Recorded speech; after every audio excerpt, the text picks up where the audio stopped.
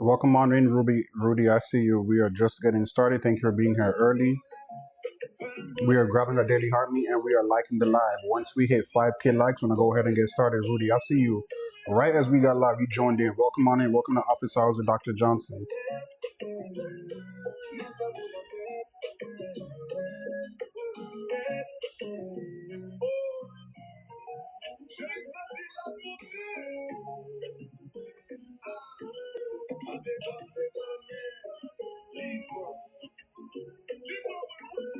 Let me repost the live. Hold on. Let me add it to my story.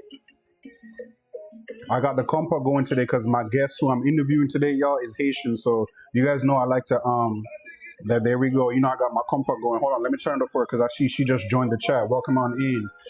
As we get to 5K likes, we're gonna go ahead and get started. We're gonna start off with our trending topic in healthcare, and then we are gonna get into our interview. I know that's what we all want. The short stuff. I see you, pals. I see you. Welcome on in. How is the audio? Thumbs up in the chat if the audio is good. And do you hear my compa?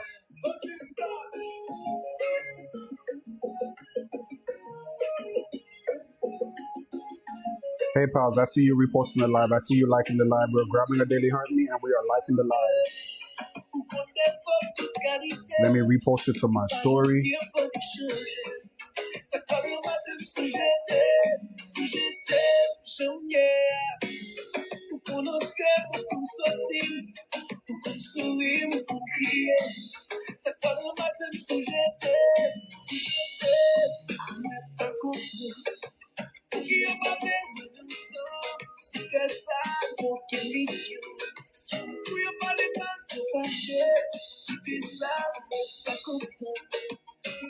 And let me just send it out real quick.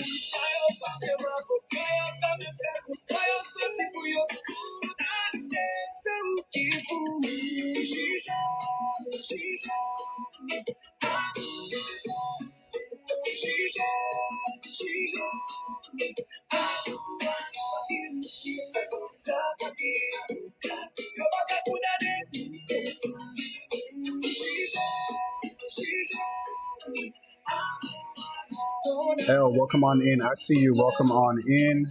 We are grabbing our daily heartbeat and we are liking the live. L, is this your first time here at Office Hours with Dr. Johnson?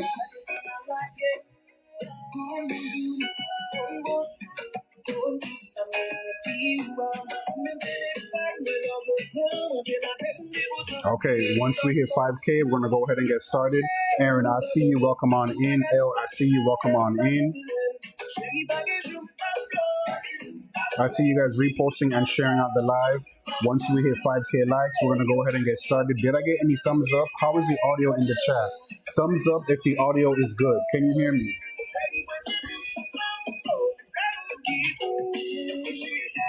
Right. You see my moderator. He say tap the screen. But thank you. We're grabbing a daily heartbeat and we are liking the live. Thank you so much for your support. Perfect. Okay, I see you, L. Thank you so much. I appreciate you.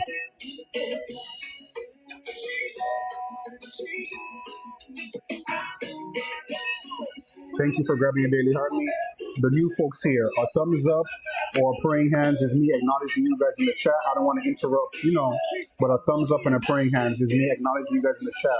Miss Jackie, welcome on in. I see you. Thank you for reposting the live, L. I see you. We're getting to 5K likes. Once we hit 5K likes, I'm going to go ahead and get started on our trending topic in healthcare, our interview, and then our professor tips. Then we're going to wrap it up. Okay? Straight to the point. Office Hours with Dr. Johnson. Real news, real facts, useful information, dropping gems. Can I see somebody say drop gems in the chat? Dropping gems.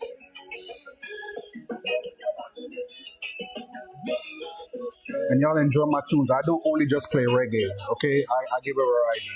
But in honor of my guests, in honor of who I'm interviewing today, I got my compa music going. I see you sharing out the live, L. I appreciate you. Jackie, thank you so much for the popular votes. I appreciate you. I see you. 1.3K likes. Once we hit 5K, we're going to go ahead and get started.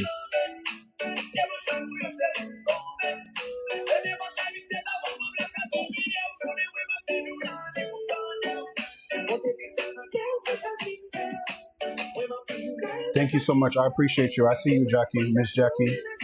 The Creative Key, I see you. Welcome on in. We are at 1.7K likes. Once we hit 5K likes, I'm going to go ahead and get started on our trending topic in healthcare. Once we hit our trending topic, we're going to get into the nitty gritty. What's the nitty gritty? Our guest. Thank you so much for the Grabbing a Daily Heartbeat. What is the nitty gritty? Our guest. I think it might be a familiar face. This familiar face has been doing a whole bunch of different lives, but today I hope this person is prepared. I hope this person knows I'll go into this other person's hold on. I go into this other person's life and it's all about, a specific thing that we be doing, and sometimes I'm a little bit more relaxed. But I hope this guest knows that when they come up, it's strictly business. It's professional. Respectfully. Dr. Carlotta Berry, welcome on in. We're grabbing our daily heartbeat. We are liking the live. Once we hit 5K likes, I'm going to go ahead and get started on our trending topic in healthcare. I have my compa music going in honor of the guest who I'm bringing up. My guest who's coming up is Haitian, so that's a little tease right there. I see you, Dr. Berry. I appreciate you.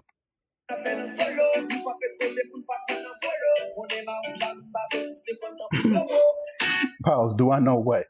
So no laugh for no, this is business, Miss L.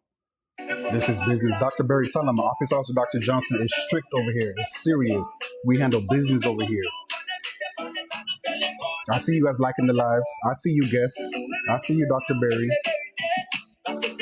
Miss L, we handle in business over here. Real business. Okay? But we're almost there. Y'all almost wait. Let me get prepared. Miss Jackie, thank you so much for using the stickers. I see you.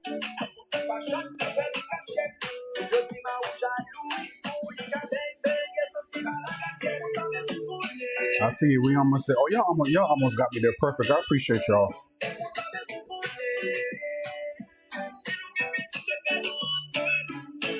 Oh, we good. We good. We good. Everybody, welcome to Office Hours with Dr. Johnson. Can just a brief transparency moment. It's only about 9-10 people in this chat right now. This is when I'm most comfortable. You see, as the chat goes on and I start bringing people up, we start talking about some things, and the chat start to get the room. I get nervous. So let me just quickly do what I gotta do before people start coming in. So welcome to Office Hours with Dr. Johnson.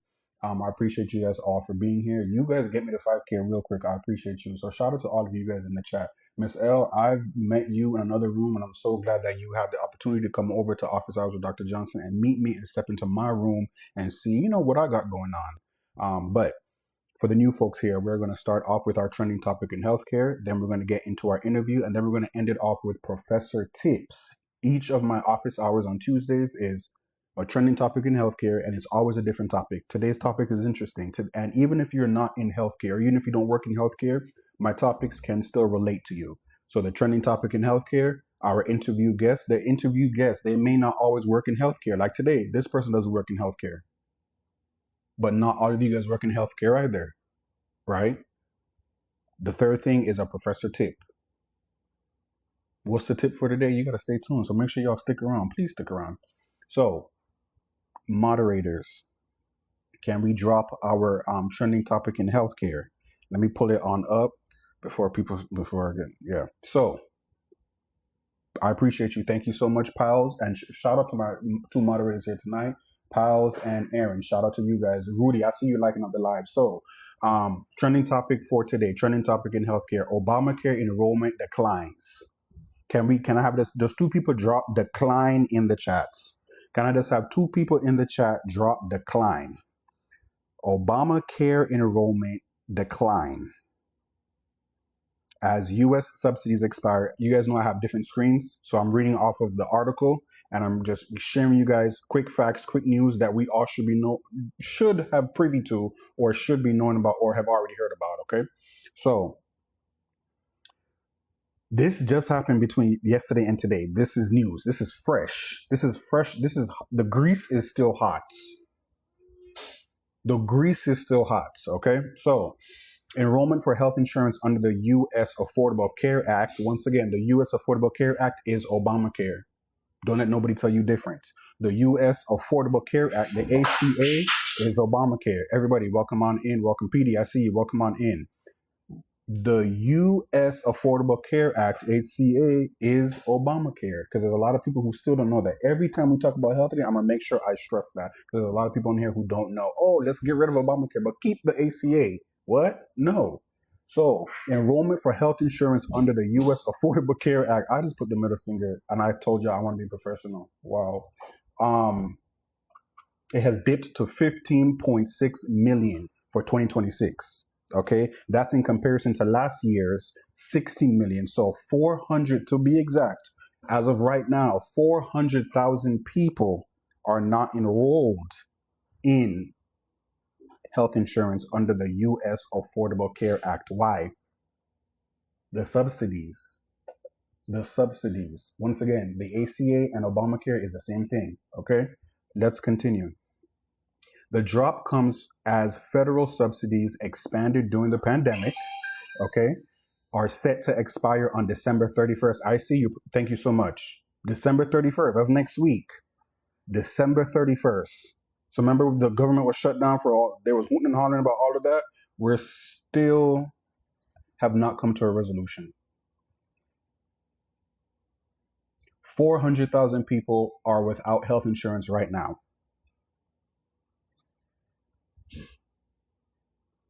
Just take that in. 400,000 people are without health insurance going into the year 2026. That's an issue. But the administration is worrying about other things. 400. I want you guys. Can somebody drop 400,000 in the chat for me? 400 PD. I see you. I appreciate you. Thank you so much. 400,000 people are without health insurance starting off the year 2026. Okay. Monthly premiums for subsidized ACA plans, also known as Obamacare, after the former president, are projected to be more than double, rising to an average $1,904 annually from the $888 from 2025. That's more than double the price. I want to repeat one more time. 400,000 people are going without health insurance under the ACA going into the year 2026. That is an issue. That is an issue. One more fact before we continue. A recent poll by health policy nonprofit KFF, that's a foundation. I don't know if I can talk about another resource on here, but I'll just use an abbreviation. KFF highlighted the potential fallout from the subsidy expiration, with 25% of enrollees indicating they would forego health insurance in 2026 if the premiums doubled as expected. Well, they've doubled. And as of right now, 400,000 people are without health insurance. Okay? Everybody just joining on in. We were just briefly going over my trending topic in healthcare. Halaku, I see you. Welcome on in. I see you. We were briefly going over my trending topic in healthcare, and I was just bringing you guys a quick statistic, a current statistic. As of right now, 400,000 people do not have health insurance going into 2026 due to the doubling of the healthcare subsidies. That's an issue. That is an issue. I appreciate you. Thank you so much, Halaku. PD, I appreciate you. Thank you so much, PD. L, I see you in the chat. Thank you so much. I see you. Drop in the chat what you like. I don't even know what I want you guys to drop in the chat. Y'all drop in the chat 400,000. And you know what's so crazy? That's the president's salary, the typical salary of a president. Drop $400,000 in the chat. That's how many people are going into 2026 without health insurance. But that's also the salary for. I'm not even saying that man name. That's also the salary for him.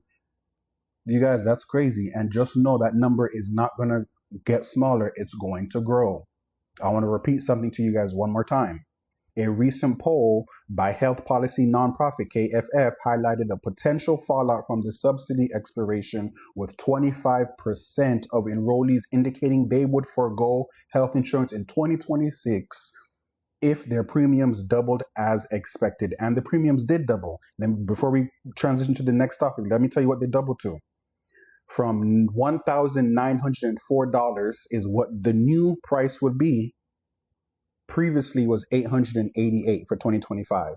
Halaku says, I try not to say his name either. None of us do, Auntie. Oh, I just called you Auntie. I don't know if you're okay with that. None of us do.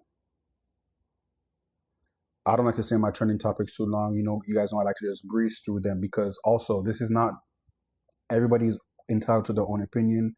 You can vote for who you want to vote for. With my trending topic in healthcare, I just like to make sure I bring on fresh news, real news, and news that can affect any and everybody. You don't have to work in healthcare. You don't have to be in healthcare, but we all got healthcare. And just know, you all in here know somebody who is foregoing their health insurance going forward into the year 2026. That's all I'm going to say. I'm going to play my compa music as I bring my guest up. Because it don't piss me off.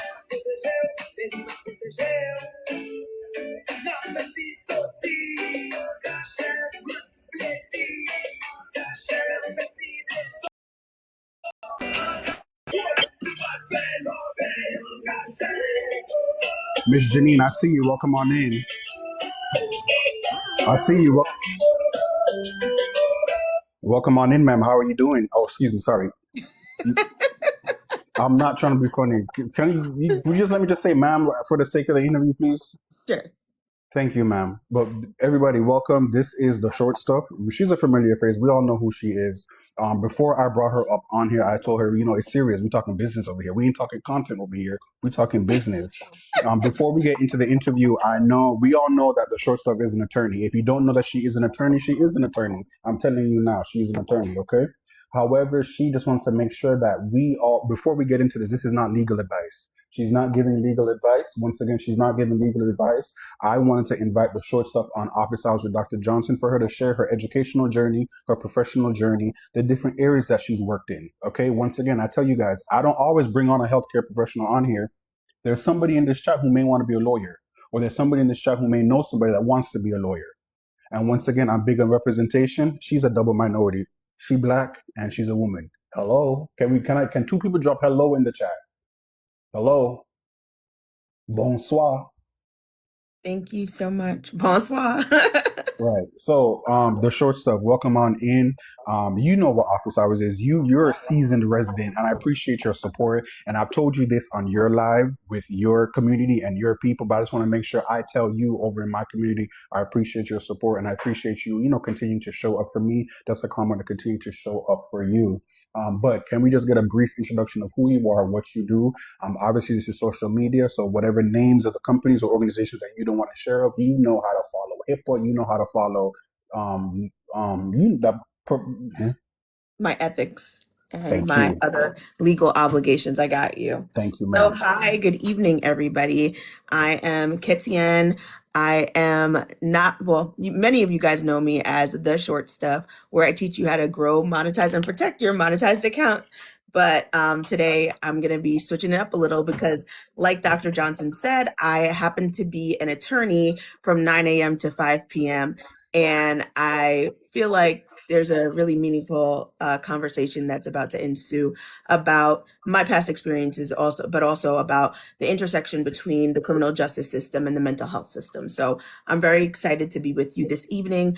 Just for background information, a little bit more of my curriculum vitae. I happen to have a undergraduate degree in criminal justice, a master's degree in criminal justice leadership, and then I proceeded on to law school. So yeah. Yeah. I had to let her have that pause. And I'm going to try not to laugh. I'm going to try to be serious. But once again, you guys, I don't bring people on here to boast and brag. You guys know it's all about representation. If we can do it, you guys can do it too.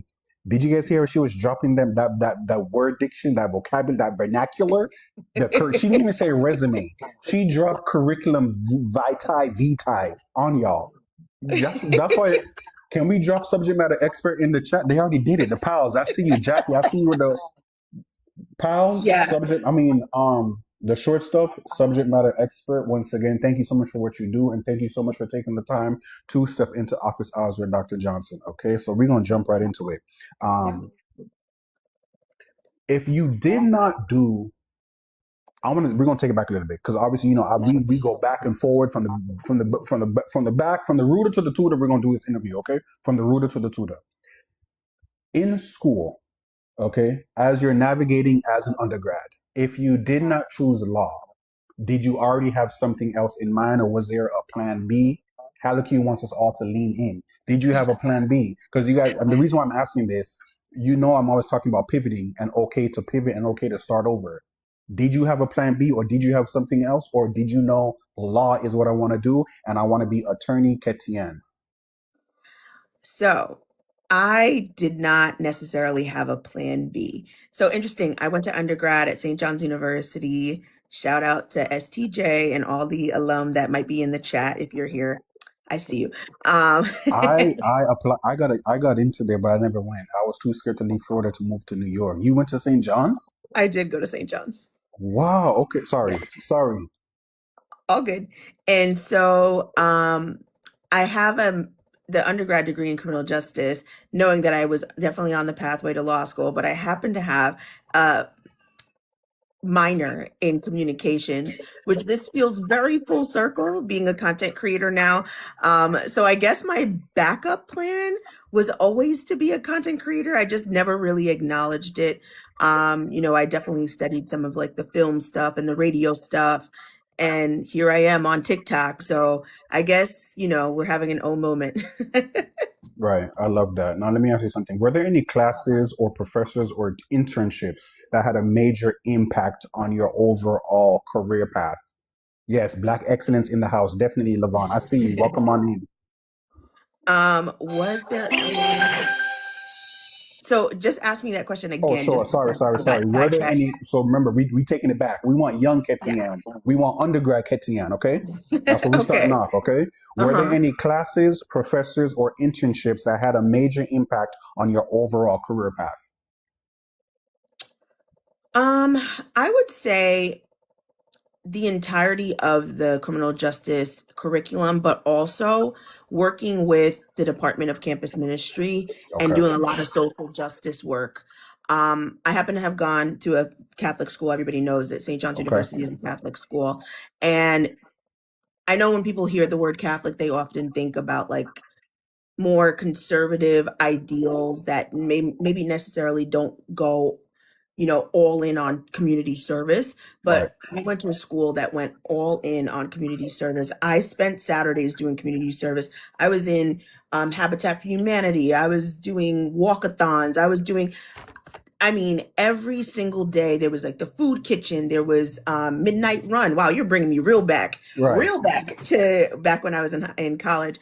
But like I was constantly just I steeped myself in service, and in so doing, I really found my passion for helping people in their hardest moments.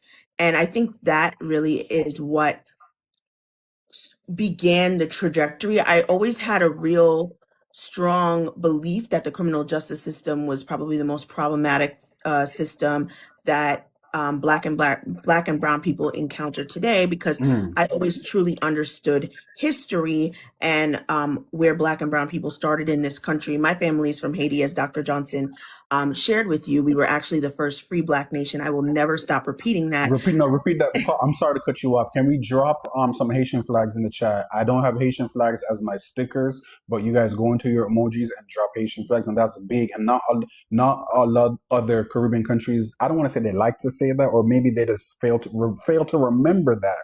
But me as a proud Jamaican, I'm always gonna big up my Haitians. If it were not for the Haitians, the rest of us Caribbeans would not be free. Thank you. I don't want to butcher your name, but J. Rolene, I see you. Thank you for the Haitian flag. If it were not for the Haitians, us other Caribbeans, the Jamaicans, the Trinis, the Bajans, all we would not be free like y'all. So once again, thank you. Okay, shout out to the Haitians. You need to big up if you know a Haitian, you big up a Haitian because Amen. they were the trailblazers. Okay, I'm sorry. No problem. And I appreciate that moment of acknowledgement. Even though Haiti gets caught up in a lot of mess, and we won't Mm-hmm. go into those reasons. Um, I always had a deep respect for where my family came from. And I looked at history not only through the lens of the American history, but also through Haitian history. And so Right. I always had maybe a more complete sense of where we are, what we were doing, and what we were experiencing. And for that reality check, it made me acutely aware of people's unique suffering, if they are stuck up in or caught up in a system that necessarily was created to enslave them in some way, Mm. shape, or form. Mm-hmm. Thank you for that. That needs a minute to resonate. Mimi, welcome on in. I see you. That needs a minute to resonate, and I appreciate you for the work that you do. Okay, because guess what? You're doing that work not only for yourself but for your people as well too. You know, Absolutely. and I think And us. unfortunately, Go I ahead. was Sorry. I was just gonna say, and unfortunately, there's not enough people that look like me that are Hello. doing the work that I'm doing. So Hello. um, I definitely can speak from a unique lens. Right. Okay. As she adjusts her lens, did y'all see that? Okay. I appreciate you being here. Um, I want to go into early stages. You're graduating now, okay? We got through her history. We're going through her history. Mimi, we're going through attorney Ketien's history right here, okay? You went through undergrad, okay? Mhm. You did a master's program. Why did you do a master's program before going to law school? Share what you feel comfortable sharing, but I know a lot of people, Sure. like my mom is an attorney too, but she did a bachelor's degree and jumped straight into law school. Why did you do a master's degree? I told you I was going to do my homework. I see you definitely did your homework because Dr. Johnson does his homework. We Can know we this. drop that in the But chat too? Can we drop that in the chat? Can we drop that in the chat? Dr. Johnson does his homework. I do my homework. It's important to do your homework. It's yeah. important to do your homework. Thank you so much. I So appreciate you. to answer the question, I full transparency because I don't believe in not being transparent. First of all, you can find the information out, but I didn't get into law school the first time I applied. And that's a Okay. lot of people's situation. They don't get into law school when they first apply. And so I was waitlisted. And if I knew then what I know now, I would have worked the waitlist better, which there's a whole strategy to that. And if you have any questions, I can definitely help you out.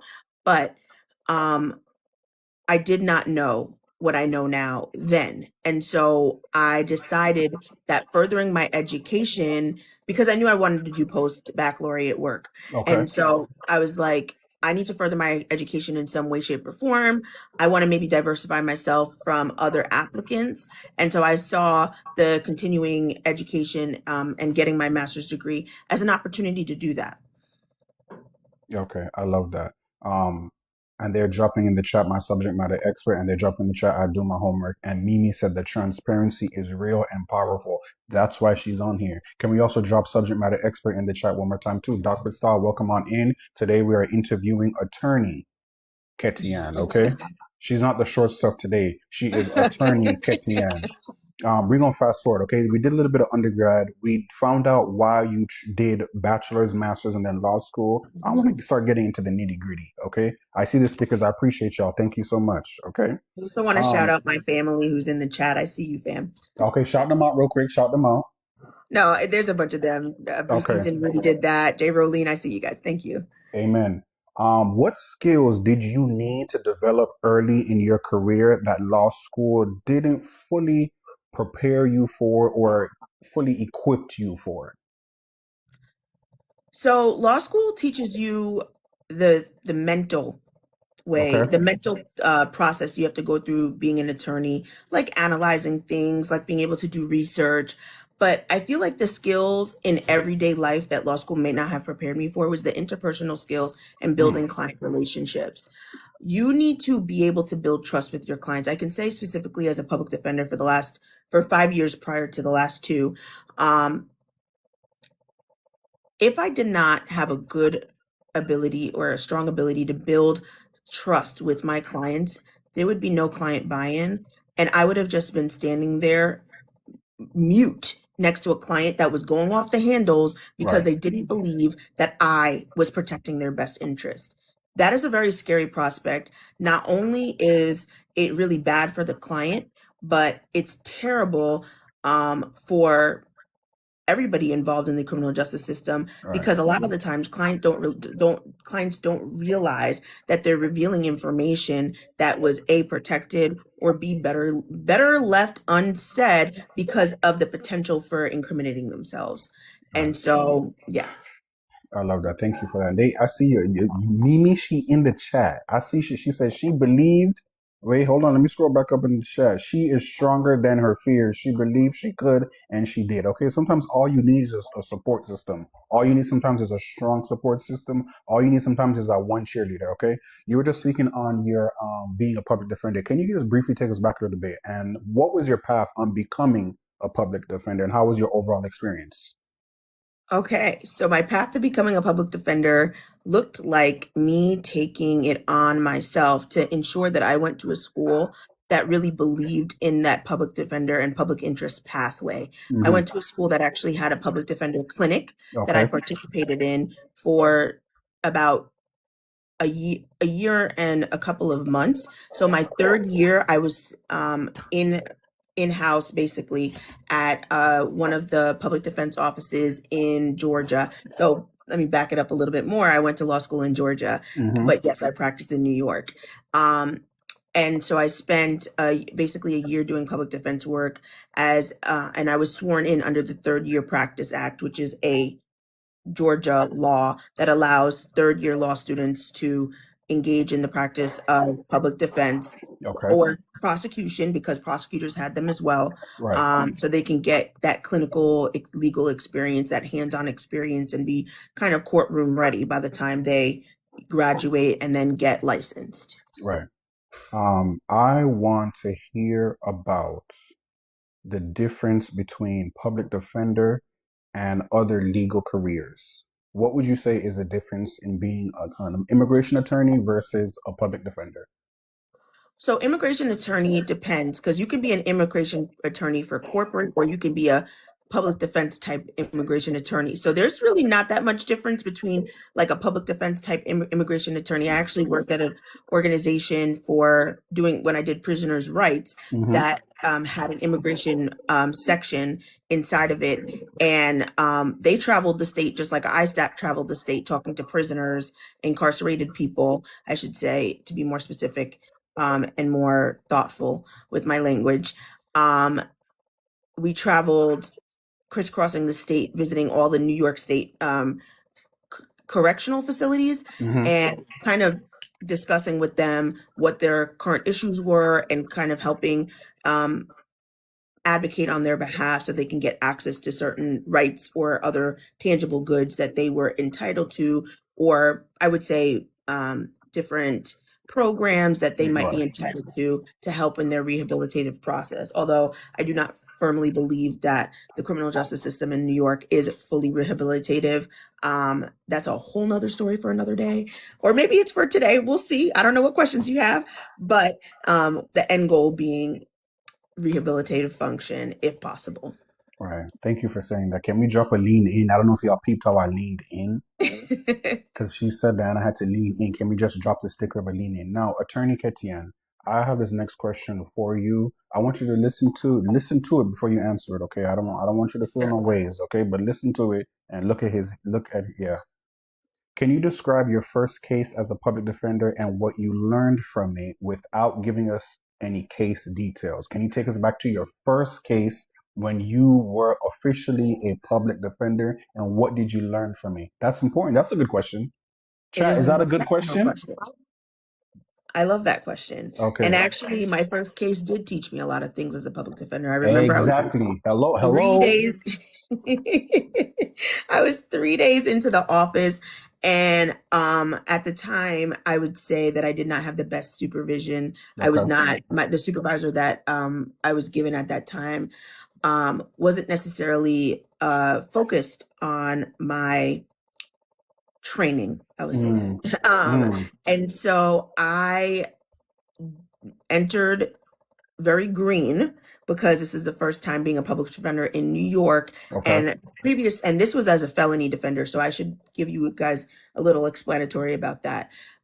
There's three different kinds. There's felonies, misdemeanors, and then basically like non criminal Right. offenses that, traffic tickets, all that kind of jazz, right? Like petty charges, right? Petty? Petty. Yeah. No, because petty Not larceny petty? is considered a misdemeanor in New York, but Mm. that varies. This is New York law. Okay, In okay. Georgia, I will happen to tell you that a speeding ticket could be a misdemeanor. In New York, it can too, depending on how fast you're going. If you're going like whatever, reckless, whatever. I won't You go see, into all of that. subject matter expert. Did you just see where her brain just went all over the place? Can we drop a subject matter expert in the chat once again? Once again, do you guys see why she's up here? Her brain just went every which way but loose. Did you guys just see that? I'm That sorry. was me trying to give a lot of caveats because there is no black and white in the law. There's a lot of gray matter. And so there's a rule and there's the exception and there's the exception to the exception. And that was the entire bar exam, is basically, do you know the exception to the exception and can you find it in a hypo? But I will digress wholly from that point Okay. just to say my supervisor was not interested in training at that point, and therefore I was given a file and was told, this kid is going to go in, just make sure you just stand there and make sure you get some contact information for him. I felt very uncomfortable with that because I was Okay. like, you don't know who I am.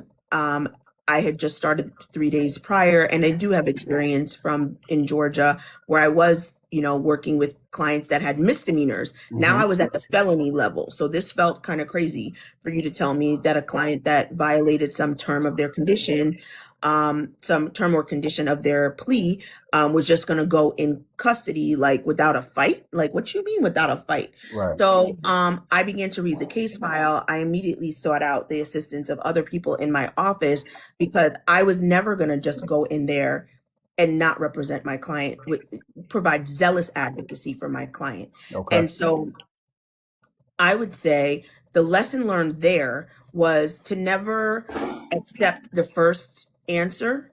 Sometimes you got to dig a little deeper. Sometimes you got to go a little harder in order to do what it is required of you, I should say, for that client, especially because I have ethical obligations to my clients and I have legal obligations. I was like, y'all, I worked too hard for this license for y'all to tell me to go up into this court and basically lay there like a doormat while my client goes into custody. I then proceeded to do a deep dive into that case, represented the client, and the client was never put in custody that day. Okay. Thank you for the work that you do. Everybody just joining on in, welcome. I see you guys. Welcome. Best Believer, I see you. Welcome on in. Today we are interviewing attorney Ketian, aka the short stuff. Today she is serious. Today she's attorney at law. Today is all about business. Today she's dropping gems on everything being a public defender or just being an attorney overall. If you know somebody who wants to be an attorney, tap in. Or if you thinking about law school, tap in. That's why she's here. Okay. You mentioned training, and that's one of my questions, right? What kind of training do new public defenders receive or need to receive in order to succeed in their role? Or what would you, from your experience, what would you recommend? Okay, because what they receive and what I would recommend, it depends on offices, and Okay. every office has a different training module. I would say, since my first experience as a public defender, the training has become much more robust. And so, speaking for today's day and age, speaking about what's happening currently, I would say there is a lot of training that goes into it. It is a lot of intensive programs of not even taking on any cases until you have a certain grasp on the entire area of law. I would say the penal code and criminal procedure law. And then Okay. after that, taking on one case at a time and adding on slowly until you're capable of running the case on your own and being able to represent clients in court without having any supervisors there. Ordinarily, at the very beginning, you have a supervisor in the courtroom with you. You have a supervisor going to client interviews with you. You have a supervisor, or you're shadowing the supervisor Right. a lot throughout their day and trying to learn from their techniques and whatever their modalities are for getting client trust and representing the client zealously. So there's a lot of different ways that they do training. Mhm. There's a lot of also training extra. I would say it would be outside of that office's training that you can attend across the country. So there's a lot of opportunities to get training now. A lot Right. of organizations actually in specific New York provide that training. So there's a lot of opportunities to learn. I love that. Now, before we switch gears into what I really enjoy and the reason why you really are here, um, looking back, is there anything you would have done differently in your education or your early career? Looking back now, you know that Dorinda Clark song, as I look back over my life, as you look back over your life, because you're still here, is there anything you would have done differently in your education or your early career? I would say I mentioned this earlier on, but I would have worked the waitlist system better. Um, I think that if I really would have tried harder to get into law school the first time, Okay. I would have and would have succeeded. I do not think I needed the master's degree in order to succeed in law school. Okay. School was always my jam. That was something that I could do well, right? Mm-hmm. And so Mm-hmm. and so I had every confidence that I was capable. I just need to instill in the who would be the committees that were doing deciding that I could be a law school student, Right. that I was capable. And so I would say really going a lot harder at the very beginning, but I do not regret my master's degree because I do think it gives me extra credibility within the criminal justice system, Right. because I did study. I have a capstone project that I completed about reentry. I did a lot of work during my criminal justice master's profession. It's called criminal justice leadership, and it is a master of professional studies. And Love I did a that. lot of work during that I am very proud of. And Right. so I just think I just give it to God, and I thank him for bringing me through the whole system. And I can Right. credibly say that I've seen the entirety of the criminal justice system now from beginning to end. Okay. Did you guys hear that? Subject matter expert. And she has a research and she does research. She has a research project. There's a capstone project. Okay. That's why she's here. God is good all the time. Okay. Dr. Lisa, welcome on in. I see you. Okay. Let's switch gears. Okay. And I want to talk about this because this, I don't know if people know that the two correlate and it's important. Okay. And you're talking a lot about the system and rehabilitative care. Let's dive deep. Okay. You ready to dive deep? You good so far? We good? I'm good. We're Okay, good. okay. So now we're going to take the next 15 minutes of this interview and discuss the mental health and social services impact on law, on public defense. Okay, Mhm. I want to jump right into it. How does mental health show up in the cases you handle as a public health defender, Attorney Ketian? Jump right into it. Woo! Yeah, take you. That is a big question. Do I need to And I'm going to repeat? try to make it Do I need to repeat, or you palatable. good? And no, I'm good. It's Okay, more of like how to approach that because it's so big. There's so many different ways that the two systems interface with one another. right. Primarily, and I'll start at the very beginning. Before somebody's even charged with a crime, the courts can intervene and do something like an AOT warrant, which is it's like let me give you the exact term for what an AOT warrant is. I have it written down because I knew I was going to forget it. And of course, my notes are being funny right now. Well, either way, it's like a warrant that the court can give to police officers, peace officers, that they can go out and get this person into mental health treatment if they feel like the person is a harm to themselves or to the general community. Okay. Similarly, when somebody is charged with the crime, they come into the criminal justice system. There's something like the same thing, a diversionary process where they Okay. can go into the mental health facilities and or emergency department to seek immediate medical care for acute mental health decomposition if the court feels like the person is a harm to themselves or harm Right. to the general community. Right. Then there's also something called the 730 exam that's under Criminal Procedure Law 730. And this again is New York law. I want to put that disclaimer out to you. I do not know any law or practice any law outside of New York, so I cannot speak to that. I have obviously the limited experience that I had when I was a student in Georgia, but I don't remember that much law from there because it is so New York and Georgia could not be more different. Okay. So there's that.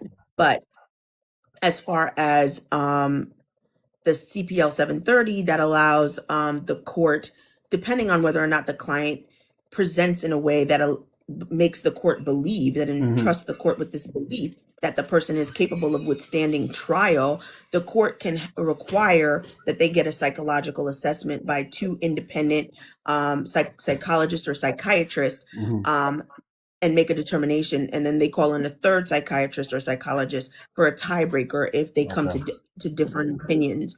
And a lot of the times it could be because the person is undergoing this medical examination 2 consecutive days or within a week of each other, depending, and their status might change because mental health status is very fluid.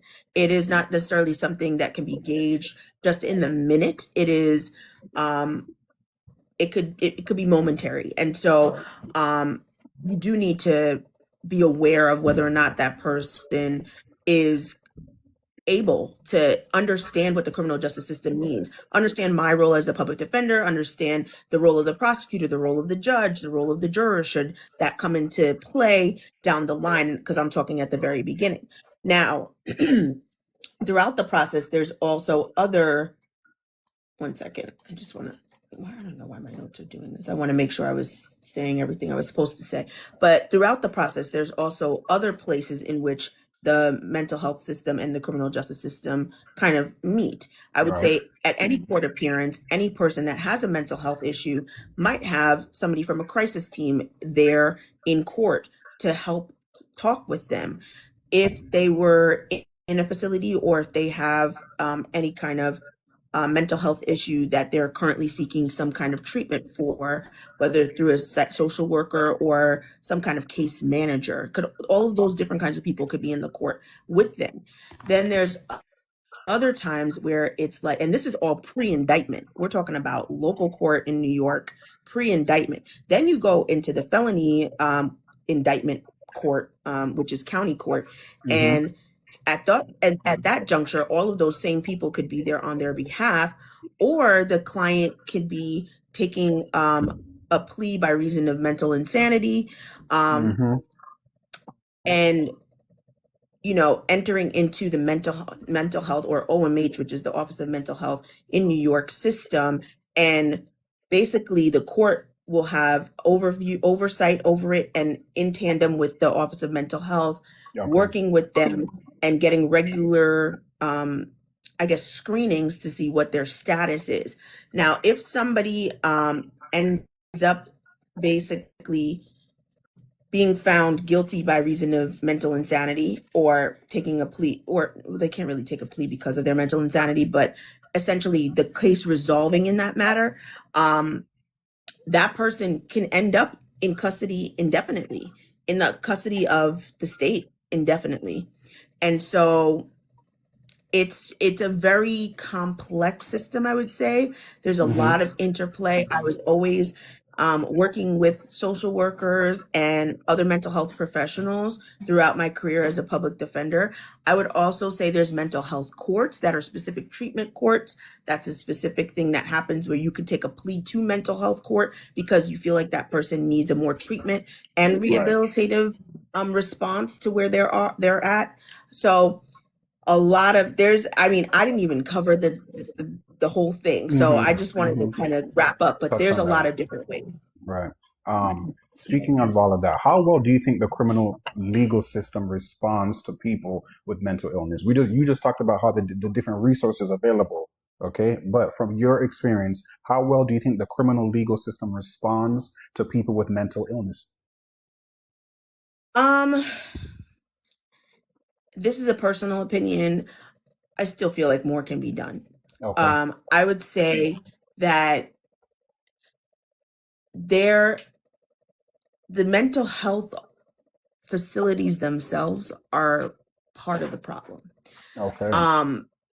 There is this really bad history of the way that mental health facilities have developed over time. A lot of mental health facilities are actually inside of prisons. So they're qualified mental health facilities, but they're located inside of prisons. A lot of people decompensate while in custody. They were okay, and then they start decompensating because of custody. And so, and obviously, okay they weren't perfect. They may not have been in their best Right. mental health ever, but they weren't decompensating, and now they are. And Mm. so, the realities of confinement for anybody can cause or trigger a mental health break. Right. So,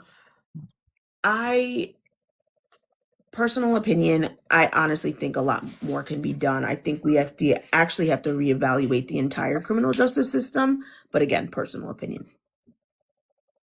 Yo, somebody in the chat is saying, who do you need to speak to if you know if you know what mental health issue and commit petty crimes for shelter? Mm, What state are uh, it would vary by state. Let me answer the question like that. It would vary by state, and I would honestly suggest that you get specific answers for whatever state you're in. Illinois. But uh, if possible, yeah, I can't speak to Illinois law at all, nor do I speak to what other services are available. But I would say go to a psychologist or psychiatrist just as a starting point if you know that that person is struggling, or a social worker, anybody that you have access to that knows mental health better than you do if you're not a practitioner, Hmm. because they probably have connections to services in that state. Um, we relied heavily in my office on the social workers for what we call holistic representation. And that was the dots, connecting those dots between us as service providers on the legal side, but all the other service providers on the medical, social services, and psychological side. Right, right. And I want to stay on this topic. But Attorney Ketienne, what role do social services play in helping your clients avoid further involvement with the legal system? And that kind of can go hand in hand with what Glory Girl for God just said. That was a perfect segue.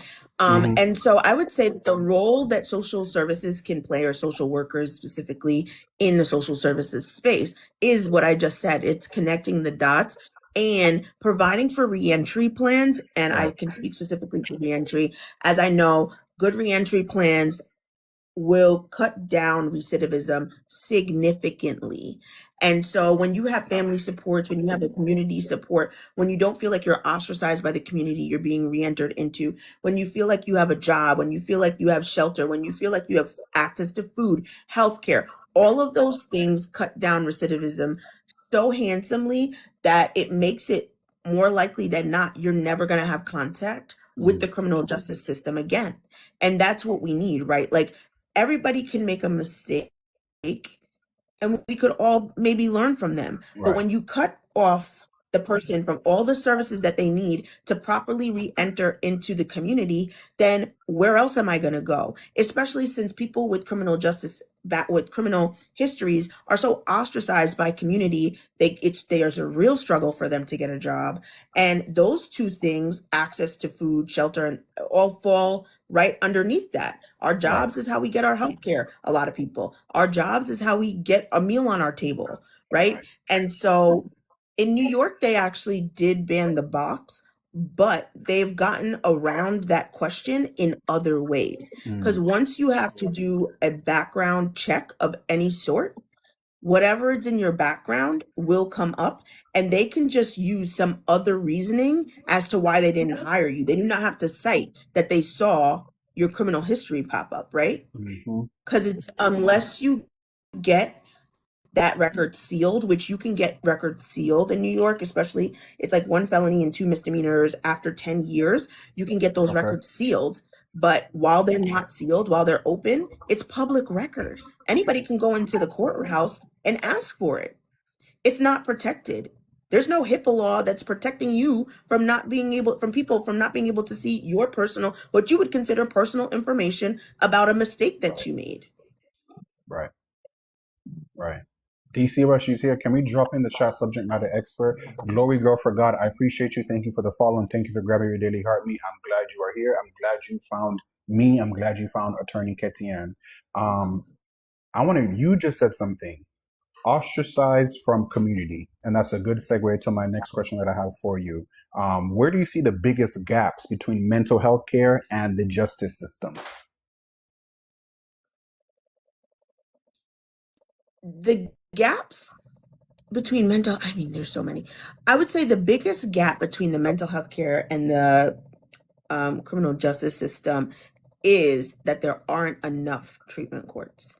Okay. Because in order to qualify for mental health treatment court, you need to have a serious mental health issue. So it's a diagnosable issue that is like schizophrenia, severe PTSD, severe anxiety.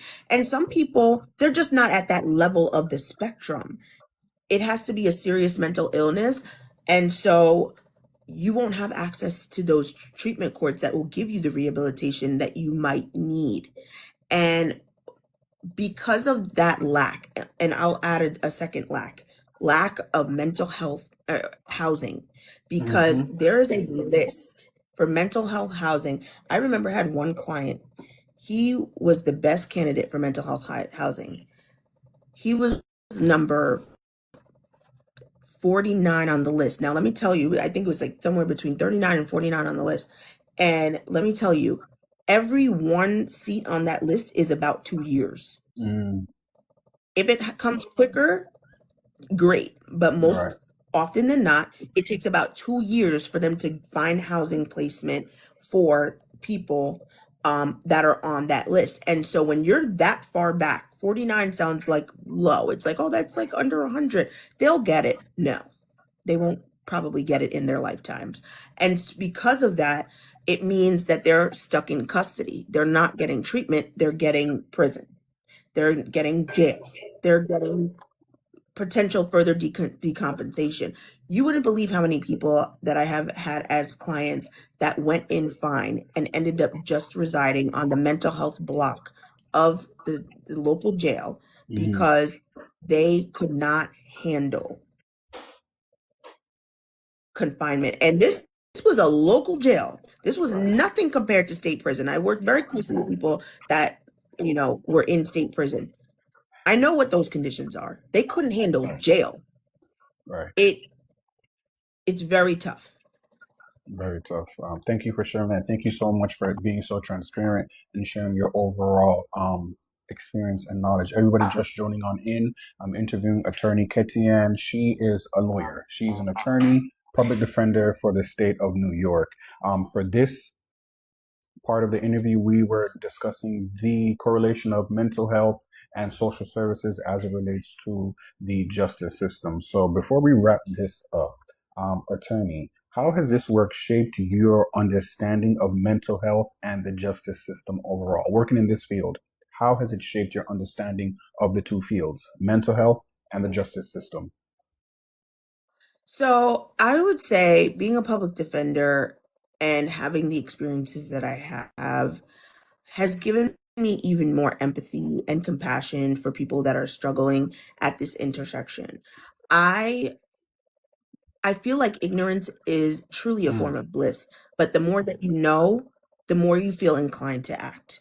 And because I know so much, it's almost challenging because it's like I'm still so limited, right? Right. And I'm not the kind of person that would run for public office, although I've been told to many times. Um, I it hurts to know that people feel because of their lack of knowledge or lack of understanding or willful ignorance, that people deserve to exist under such subhuman conditions because they A, potentially made a mistake, or B, are not guilty, but they must be because they were caught, right? Hello. And I can't tell you how many people have been charged with crimes that they were either later exonerated and or were found to be guilty of some lesser crime because the charge was gravely overcharged by the prosecutor's office, who maybe has some quotas, maybe has some other overarching political messaging that they want to push. Mm-hmm. I spent so many nights working at my office until midnight, 1 o'clock, Mm-hmm. doing my darndest to support clients who feel like they've been systematically overlooked. Right. Whether they started off in the foster care system or they started off in a broken home and or they started off in a school environment that was not supportive for whatever their different needs were, Right. and ended up caught up in a system that they had no idea what it entailed, and now their lives will never be the same. Mm-hmm. And I think I need to break down something a little bit further here. Everybody lean in. crimes Everybody lean in. some crimes have victims, Mm-hmm. but some crimes are truly victimless crimes. And the only quote unquote victim that can be spoken of was the corporation that lost $5 because a person needed a t-shirt and a sandwich. Mm. And that results in them spending 3 to 7 years behind bars because they're considered a chronic grand larcenist. Mm-hmm. The reason why a lot of people choose not to go into the homeless shelters or into the support system, the social services system, is because they feel like they were robbed of their dignity in those spaces, and that they feel like they can't go back. They're not welcome. They're not treated the way that they felt like they deserve to be treated. Right.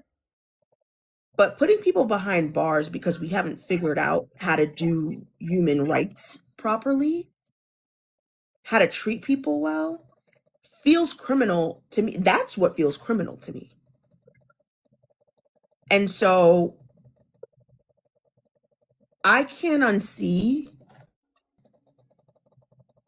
the about 8 years that I've spent working with prisoners, either currently completing their sentence or after they've completed their sentence, trying to gain reentry, or incarcerated, or I should say, people charged with the crime before they even were notified by police, calling us for, advice and trying to get support.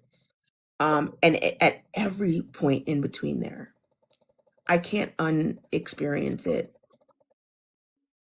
I can't undo the harm to society Right. and to them. And so for me, it has left a gaping hole that I'm not sure I'll ever fill with goodwill or with continuing to serve people. But the awareness, I feel really grateful for this platform and this opportunity, Right. because the awareness that I get to share because I've had those experiences, Right. I feel really beholden to the people that I get to serve as a mouthpiece for right now, especially the Black and Brown people that I almost uniformly encountered while doing that work. Right. Thank you so much for sharing all that. And thank you so much for being so transparent. Thank you for grabbing your daily heart me. Attorney Ketian, this was amazing. Okay. This was nothing short of amazing. And I knew it was going to be. I knew this conversation was much needed. Okay. Right.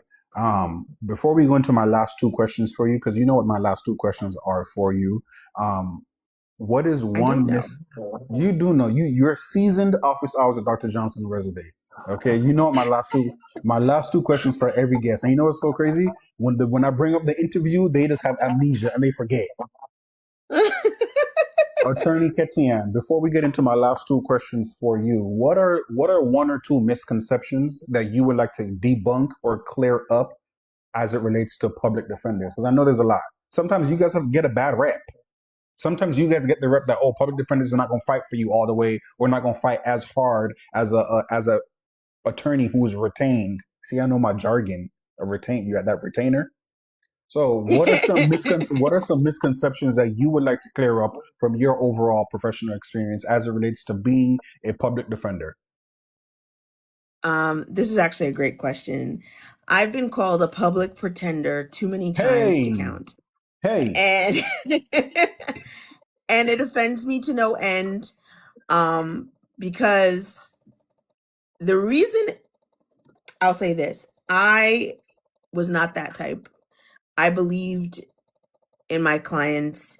I believed in the opportunity that being caught up in the criminal justice system could provide them, whether it was access to additional services, wraparound services, so that they can get assistance with whatever it is that might have led them there, or whatever connections that they had, because there's a lot of people that through association I represented, because they were associated with people that had a certain reputation within the community, that they also became involved in the criminal justice system. And so I would say the biggest thing was trying to tell people that I was different and Mm-hmm. that they could trust me, building trust. And this is funny because I started off with that. Building trust was, I know, right? Just so rude. Mm-hmm. But building trust was one of the things I spent the most time on. It meant sometimes not being able to turn off my phone so that I can be accessible to my clients Right. when they needed me, because sometimes the accessibility was the trust. Sometimes it was the presence. And honestly, sometimes it was being a Black woman standing next to them. That was the trust. So it and it wasn't just that I was a Black woman. It was a Black woman that understood and could speak to them and could meet them exactly where they were. That was the trust. And so the hardest part was not being trusted because of the belief that other people have maybe given that person or past experiences, unfortunately. But I will say one of the things that it's my life work to do is to debunk that myth. It's to help people understand that if anything, to go into public defense, you need to be passionate about it, because baby, it is not lucrative work. We wouldn't be here with some $300,000 worth of student loan debt if it didn't mean something to us.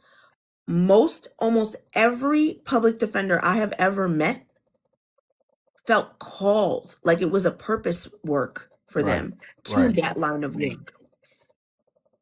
I hope, if anything, that funding continues to flow and that public defenders are able to be paid their due, and that there's enough money that flows into the system where there's enough public defenders on the front line so that people don't feel like they're one in a million clients, Right. and they feel like they're one of one. Right. Right. I love it. That was well said. Thank you so much for sharing that. Everybody just joining on in. We were just wrapping up our interview with attorney Ketian. Today, she is not the short stuff. She is attorney Ketian. So everybody joining on in, welcome. I have two last questions that I'm going to ask attorney at law here. I ask these two questions to all of my guests. So she knows this, but when I bring my interviewees up, they have amnesia. But this were two questions that I'm sure you don't have to prepare for. But we spoke about mental health, we spoke about social services, and we spoke about all the work that you do within mental health and the social service and the criminal justice overall. But what does attorney Ketian do to stay on top of her mental health? What does attorney Ketian make sure that she doesn't get to the point of mpakapab and you can't anymore? What do you do? I see you dropping the crayon. Okay. What do I do to take care of myself? I would say at many seasons in my life that involved having a personal talk therapist myself. Okay. And the amnesia comes from all the knowledge, I'm telling you. But so I would say that is actually something that I speak very highly of. I speak about it to my clients, as well. Like, you might need to talk to a therapist and can keep one on the retainer for you, because it's something that you might need to decompress. Sometimes I write. A lot of the times I like to make content because it's like fun for me, right? So I also like to spend a lot of time with my family, and that helps keep perspective for me.